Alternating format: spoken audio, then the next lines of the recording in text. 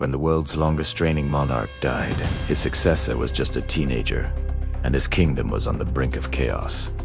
When Africa's longest-reigning king died, he left behind 200 children and not one clear heir.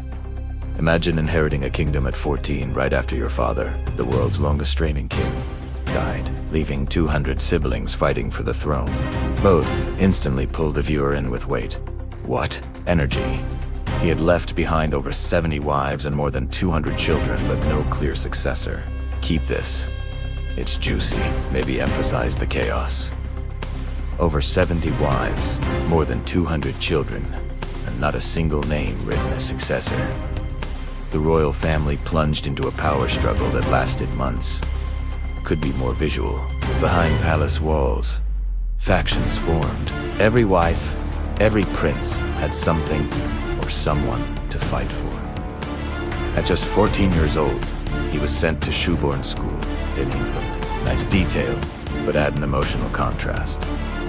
At just 14, while his kingdom fought over the throne, the chosen prince was thousands of miles away at a quiet English boarding school.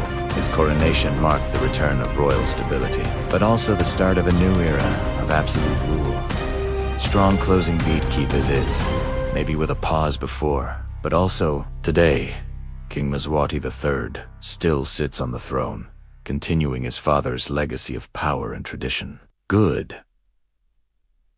But to feel modern tension, try. For decades. Later, that teenage prince still rules, and his power is absolute.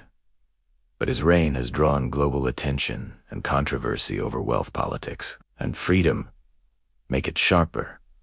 But today, that power faces fire over wealth, politics, and the fight for freedom. In part 5, we reveal how the world's last absolute monarch rules. Good CTA. You could up the curiosity. In part 5, we reveal how the last absolute monarch on Earth keeps his grip on power, and why his people are finally pushing back.